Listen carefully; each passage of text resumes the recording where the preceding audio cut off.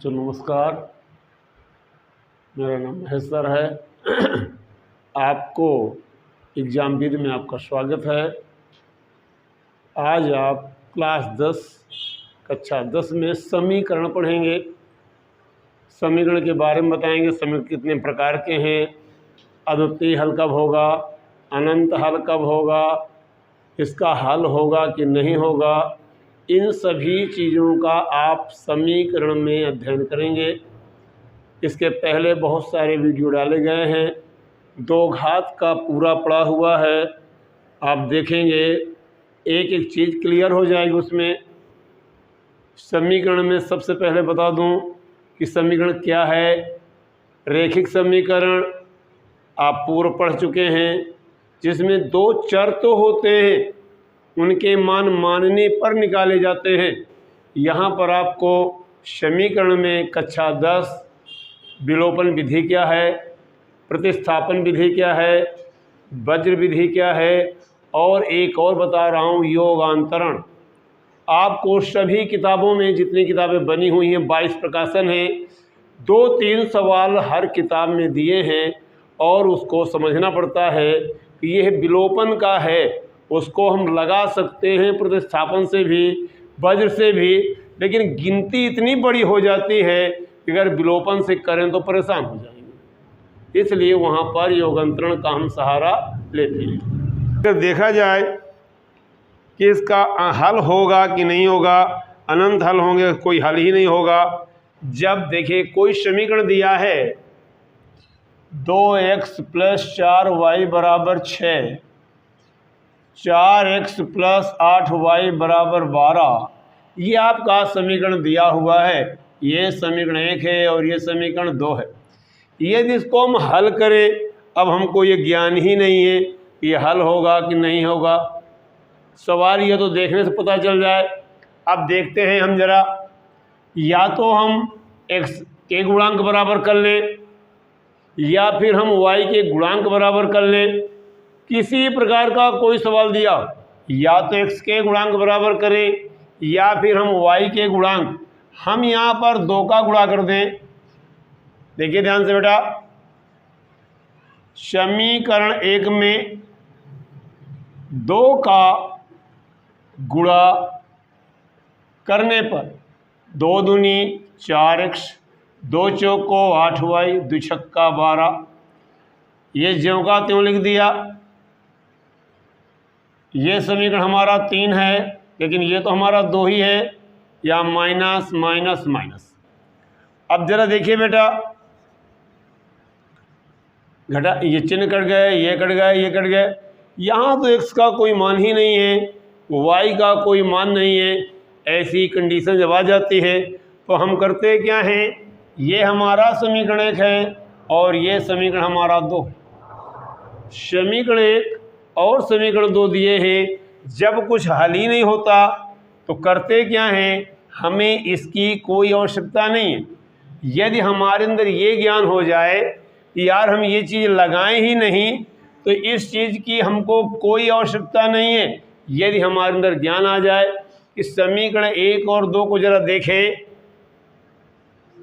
समीकरण 1 में a1, b1, c1 तथा समीकरण 2 में, चलिए यहाँ से लिखते हैं a2, b2 और c2 लेने पर। अब यहाँ कॉमन नहीं होगा। देखें बेटा, a1 क्या है, b1 क्या है, c1 क्या है, a2 क्या है, b2 क्या है, c2 क्या है। अब यहाँ पर देखते हैं 2 4 6, 2 4 6, 4 8 12, 4 8 12। जब a1/a2 = b1/b2 c1/c2, जब ये 3 कंडीशन होती है, a1 का मान क्या है, b1 का मान क्या है, c1 का मान क्या है।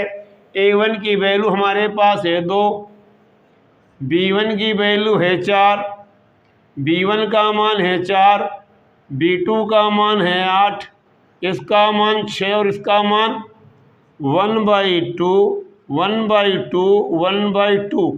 ये मैंने सूत्र लिखा था कि जब ये तीन कंडीशन आती है, ये तीनों मान बराबर होते हैं। यहाँ पर तीनों मान हमारे बराबर आ गए, A1/A2 बराबर B1/B2 बराबर C1/C2। जब ये कंडीशन होती है तो यहाँ पर अनंत हल होता है जिसका कोई हल ही नहीं है। क्या होता है? इस निकाय का कोई हल ही नहीं है। क्या होगा? अनंत। यहाँ होगा अनंत हल होंगे, इसका कोई अंत नहीं। कितने? अब कह दो अनंत कैसे होंगे?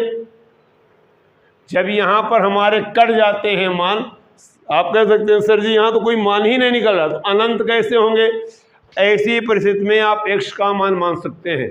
x का मान 0, 1 + 1 - 1 + 2 - 2 + 3 - 3 प्लस अनंत, जिसकी कोई सीमा नहीं है। जितने मान आप x के मानेंगे उतने ही मान आपके y के निकलेंगे, जितने मान x के होंगे उतने ही मान y के होंगे। ये कंडीशन होगी अनंत हल होंगे जिसका कोई हल ही नहीं हो। क्यों? ये आपके समीकरण दिए हुए हैं। पहले तो हमने हल करने का प्रयास किया, हमने हल किया, देखा सारे मान हमारे कट गए, कुछ बचा ही नहीं। तो स्थिति लागू होती है। A1 B1 C1 क्या है? A2 B2 C2 क्या है? ये सूत्र है हमारा, ये फार्मूला है कि जब A1/A2 बराबर B1/B2 बराबर C1/C2 ये कंडीशन लागू होती है। इसको देखने के बाद तो जब हमारे तीनों मान बराबर होंगे वहाँ पर अनंत हल होगा, उसकी कोई सीमा नहीं। ठीक, आगे आते हैं।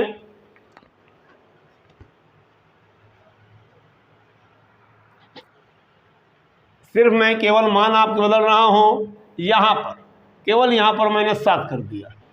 अब देखते हैं कि हमारे ये मान तो स्थिर हैं। अगर हम यहाँ काट देंगे तो हमारा C1 की वैल्यू क्या हो गई? हमारी 7।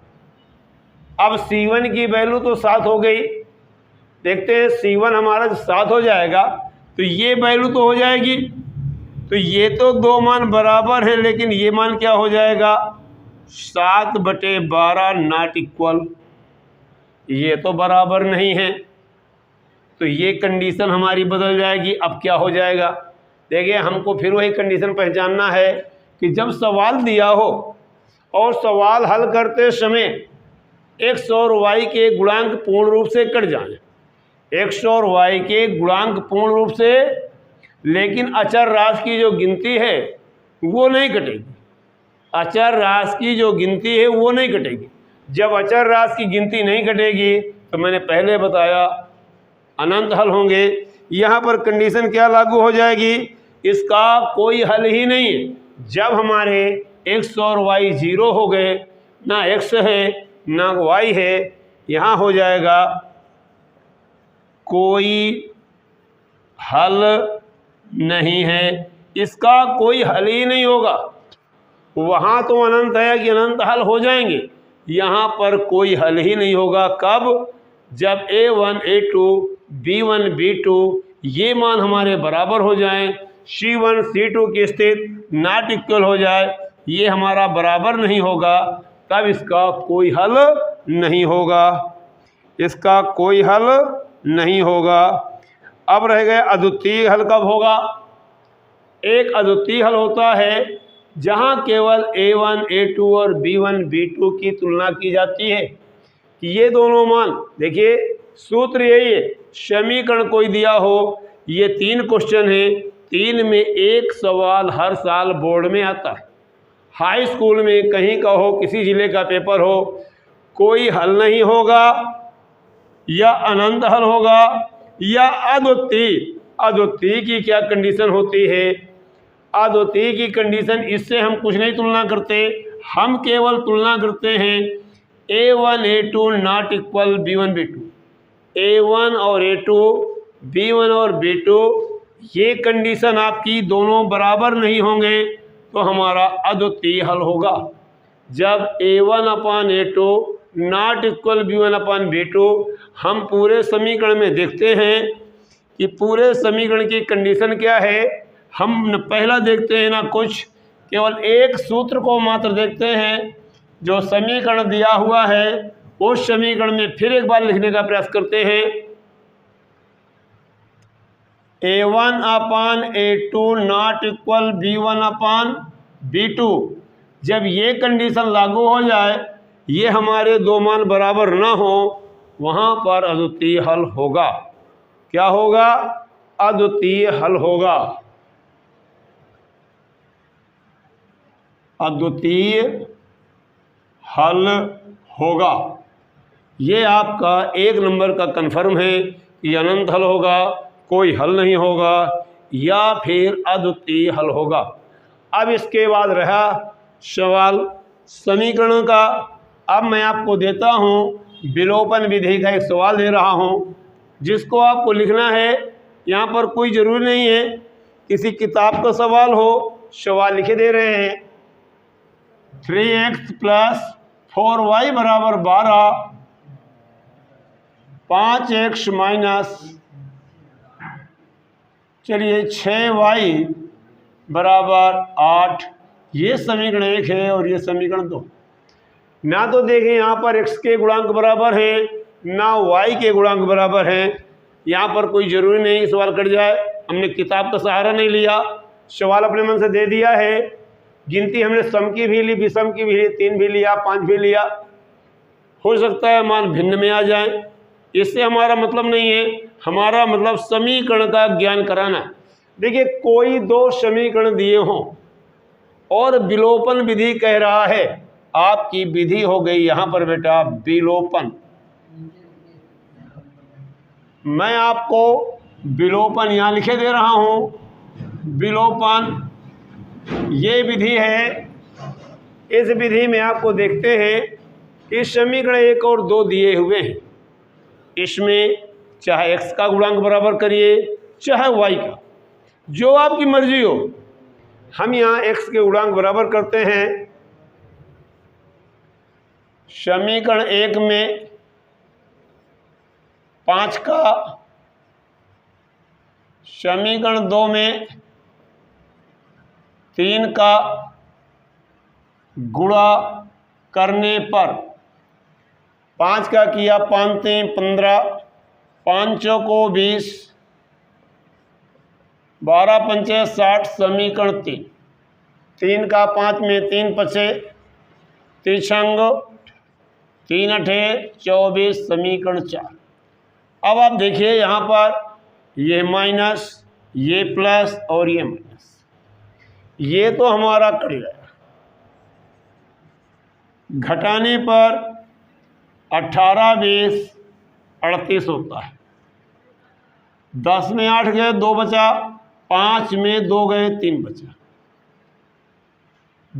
10 में 4 गए, यहाँ 10 में 4 गए 6, और 5 में 2 गए 3, 36 बचा। देखिए 60 लिखा हुआ है, 60 में 24 रहे, 10 हो जाएगा। 10 में 4 गए 6, और 5 में 2 गए 3।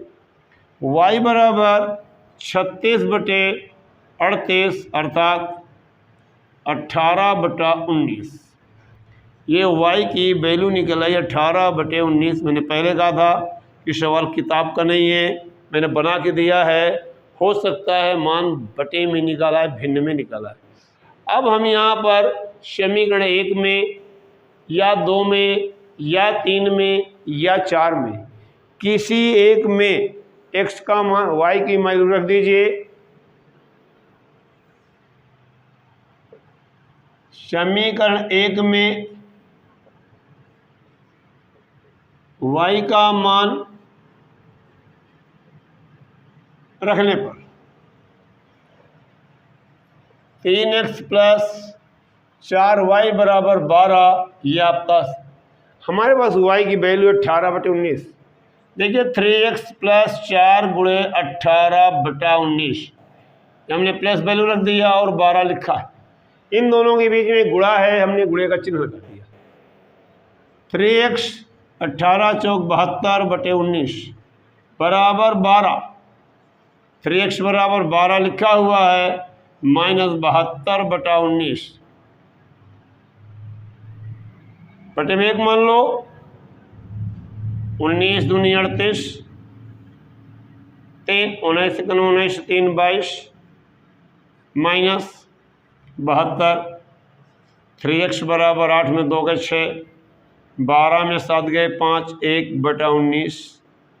x बराबर 156 बाई 19 इंटू 3, 3 पचे 15, 3 दूनी 6 बटे 19। ये देखिए x की वैल्यू निकल आई और यहाँ पर y की वैल्यू। यदि हम उत्तर की जांच करना चाहें तो उत्तर की जांच करके दिखाई दे रहे हैं, आपको गौर करें। लिखा है 3x plus 4y equal 12। 3 into x का मान कितना है मेरे पास? 52 बटे 19, 52 बटे 19 प्लस 4। y की वैल्यू है 18 बटे 19, 18 बटे 19, 3 दूनी 6, 3 पचे 15, 18 चौक 72 बटे 19, 6 2 8, 7 5 12, 1 1 2 बटे 19, 19 का नम 19, 3 22, 3 8 38, 19 दूनी 38, भाग दे दिए 12। यह 12 लिखा है, अर्थात हमारे उत्तर की जांच सही है। सवाल हमने कहा था, हमने बना के दिया किसी प्रकार की गिनती छोटी हो या बड़ी। यदि आपके पास x और y के मान निकालना हो तो चाहे x के गुणांक बराबर करो या y के गुणांक। समीकरण तो मैं इतने बड़े बड़े डाल दूंगा। चार a के मान निकालना, b के मान, कुछ बालाजी किताब है, कुछ राजीव की है, इतने सवाल बड़े हो जाएंगे। आप सिर्फ देखिए, सवाल बड़ा नहीं कोई होता, सवाल कोई छोटा नहीं होता। एक फार्मूले पे चलते हैं, चाहे वो भिन्न का हो चाहे वो छोटा सा हो। आपको x का गुणांक या y का गुणांक बराबर करना है। जब एक गुणांक हमारा बराबर हो जाएगा, दूसरे की प्लेस वैल्यू निकल आएगी, फिर उसका मान रख देंगे, क्लियर हो जाएगा। आगे देखें एक सवाल और अभी।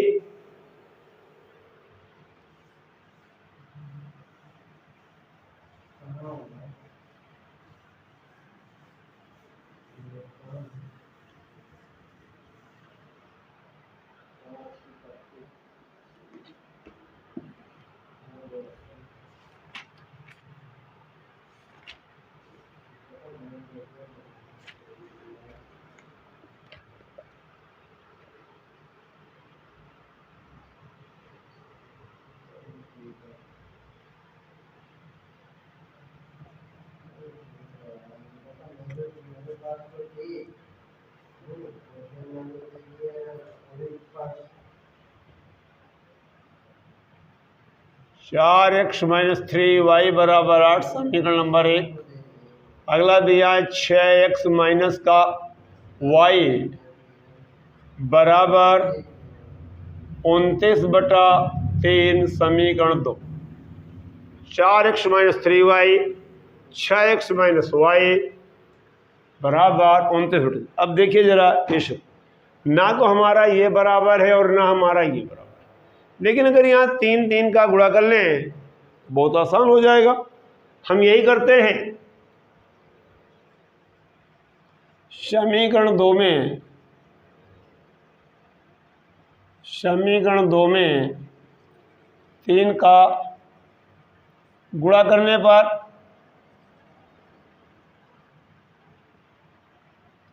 देखिए 4x माइनस का 3y बराबर 8, इसको हमने गुणा नहीं किया। 3 18, 3y, और गौर करें बेटा 29 बटे 3 में गुणा करेंगे कट जाएगा। गुणा ऊपर होता है नीचे नहीं, और 3 से 3 हमारा कट गया।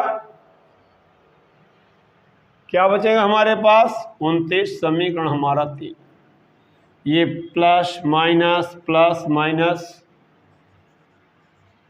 घटाने पर कट जाएगा। 18 में 4 गए, 14x, 9 में 8 गए 1, 2 में 1 गए 2, यहाँ माइनस है और ये भी माइनस, ये कट जाएगा। x बराबर 21/14, 7 तिरका 7 दूनी, x की प्लस वैल्यू क्या आ गई, इधर देखिए समीकरण 1 में x का मान रखने पर कुछ नहीं बेटा, गौर करें, समीकरण 1 और 2 दिए थे, हमने यहाँ पर y का गुणांक बराबर किया। y का गुणांक बराबर करने के बाद देखते हैं कट जाता है। 18 में 4 घटाया 14 बच गया, 29 में 8 गए 21 बच गया, माइनस कट गए दोनों, गुणांक नीचे जाता है, 3/2 आया। 4x माइनस 3y बराबर 8 लिखा हुआ है।